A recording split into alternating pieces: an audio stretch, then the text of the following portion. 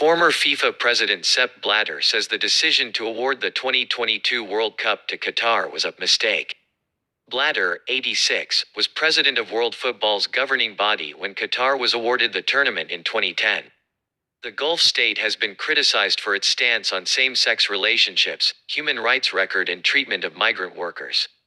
Blatter said he was right to have said at the time that the tournament should not go to Qatar for 2022.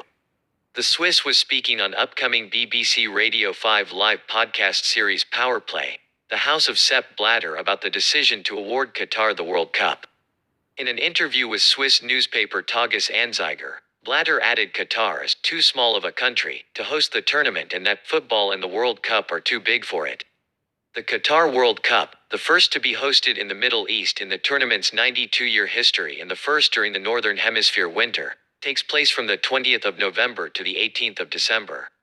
FIFA's executive committee voted 14-8 for Qatar to host the tournament ahead of the United States 12 years ago. At the same time, Russia was awarded the 2018 event. Blatter says he voted for the United States and blames then UEFA president Michel Platini for swinging the vote in Qatar's favor.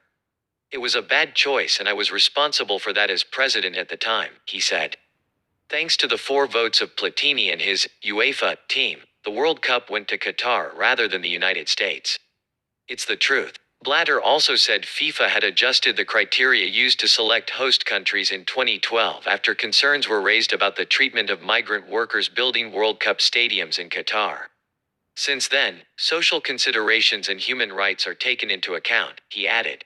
Blatter spent 17 years as FIFA president but was forced to step down in 2015 over allegations he unlawfully arranged a transfer of 2 million Swiss francs, $2.19 million, £1.6 million, to Platini, who was also forced to resign from his position at FIFA. He was originally banned from football by FIFA for 8 years, later reduced to 6, over the Platini payment. In March 2021, he then received an additional ban until 2028 for various violations of FIFA's Code of Ethics.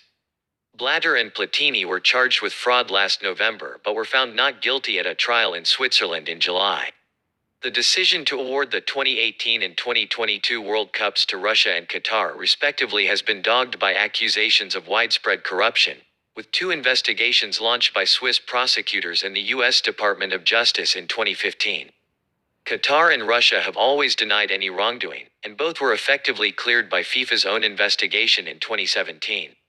FIFA recently wrote to competing nations asking them to now focus on the football, instead of the competition's controversial buildup. The FIFA letter was criticized by Human Rights Watch, Amnesty International and LGBTQ+ campaigners in England and Wales, while 10 European football associations, including those of England and Wales, said, "Human rights are universal and apply everywhere." There is concern about how LGBTQ+ people are treated in Qatar, where same-sex relationships and the promotion of same-sex relationships are criminalized, with punishments ranging from fines to the death sentence. Amnesty International says that since 2010, hundreds of thousands of migrant workers have faced human rights abuses while employed to build wider infrastructure necessary to host the tournament.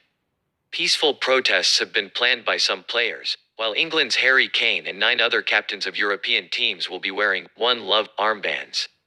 To promote diversity and inclusion, Denmark will wear toned down shirts to protest against Qatar, with kit provider Hummel saying it does not wish to be visible in a tournament it claims has cost thousands of lives, while Australia's squad have released a video urging Qatar to abolish its laws on same-sex relationships. BBC Sport has contacted FIFA and the World Cup Organizing Committee for comment. Power Play, the House of Sepp Blatter, will be available on BBC Sounds from the 15th of November.